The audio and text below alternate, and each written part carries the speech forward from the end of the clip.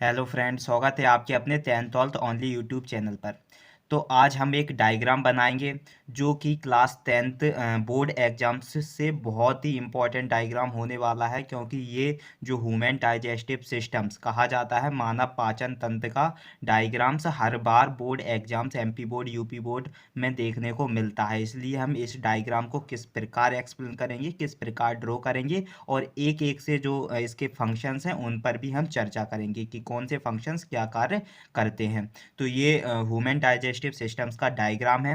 I hope आपको बहुत ही सरलता से मैं इसे स्केल कहा जाए बनाना सिखाऊंगा।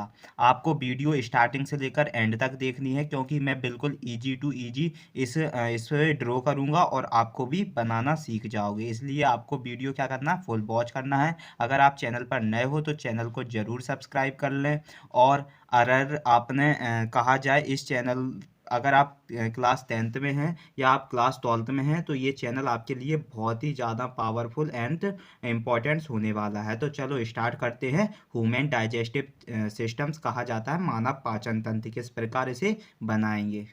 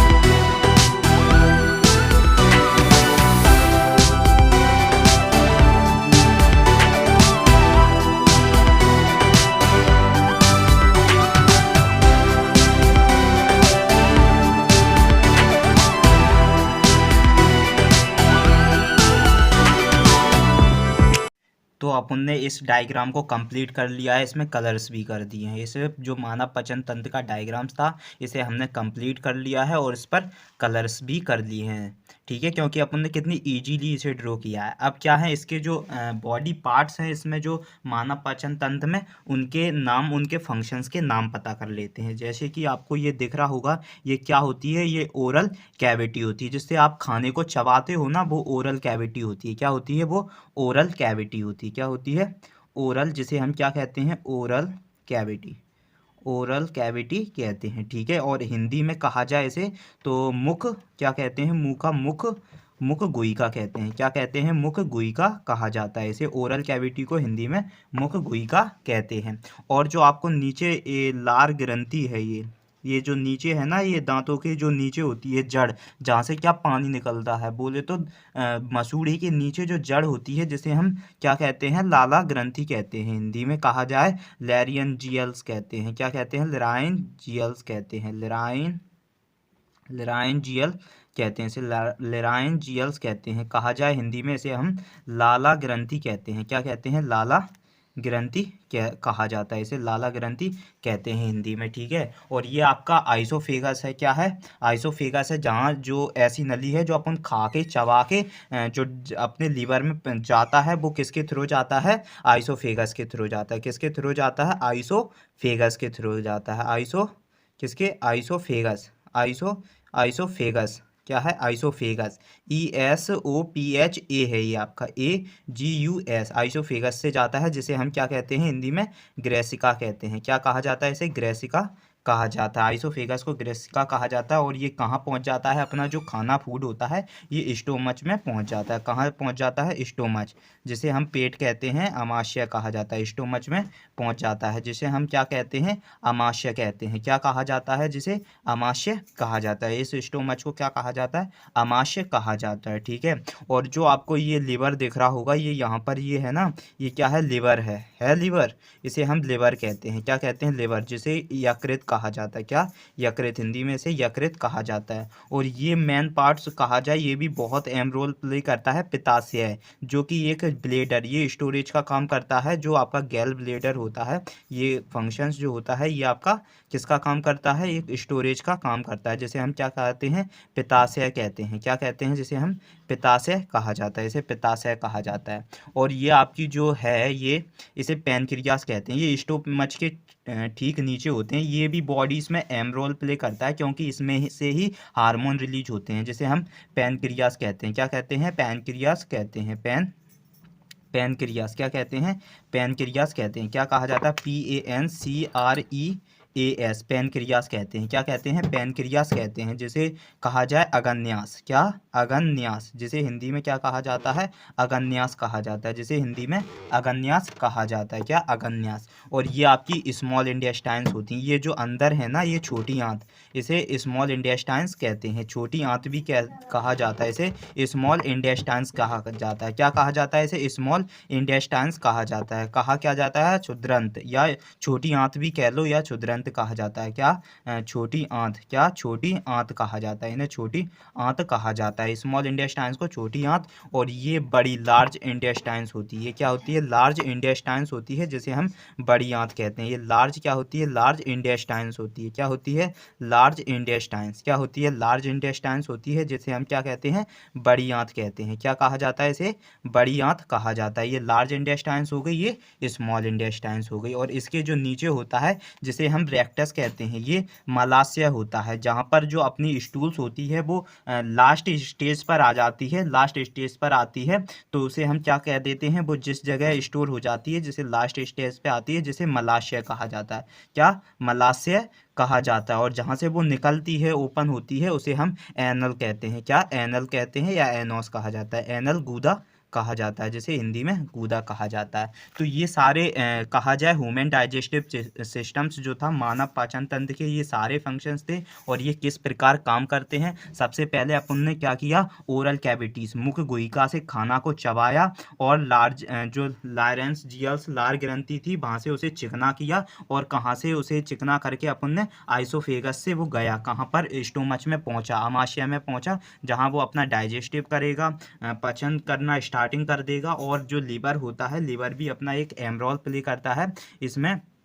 लीवर क्या करता है इसमें, जो फिल्ट्रेट का काम करता है। और फिर जो गैल ब्लेडर्स होता है, जो पित्ताशय होता है, ये एक स्टोरेज का काम करता है। और पैनक्रियास हार्मोन्स रिलीज का काम करता है, जिसे अग्नाशय कहते हैं। और फिर अपना ये स्मॉल इंटेस्टाइन्स में आ जाएगा, जिसे छोटी आंत कह देते हैं। और फिर बड़ी आंतों में आ जाएगा, लार्ज इंटेस्टाइन्स, बड़ी आंतों में। और ये जो लास्ट स्टेज पे रहता है, जिसे रेक्टम कहा जाता है, मलाशय कहा जाता है, जहाँ पर आपको पोटी आती है। तो आप वो किस जगह आपका जो खाना फूड होता है वो एकदम पचता हुआ कहाँ पहुँच जाता है, रेक्टम में पहुँच जाता है, मलाशय में पहुँच जाता है। और कहाँ पर खुलता है, एनल, जिसे एनोस कहते हैं, वह कहा जाए गूदा कहते हैं। यहाँ पर ये ओपन हो जाता है और आउट ऑफ हो जाता है। तो ये आज का डायग्राम था मानव पाचन तंत्र का। किसका था ये? मानव पाचन तंत्र का डायग्राम था। इसे मैंने बिल्कुल ईजिली आपको समझाया है कि किस प्रकार इसे बनाया जा सकता है और किस प्रकार आप बोर्ड एग्जाम्स में जल्दी से जल्दी ये ह्यूमन डाइजेस्टिव सिस्टम, मानव पाचन तंत्र का डायग्राम किस प्रकार बना सकते हो। तो आज के लिए ये वीडियो आपके लिए बहुत ही पावरफुल होने वाली है। क्यों?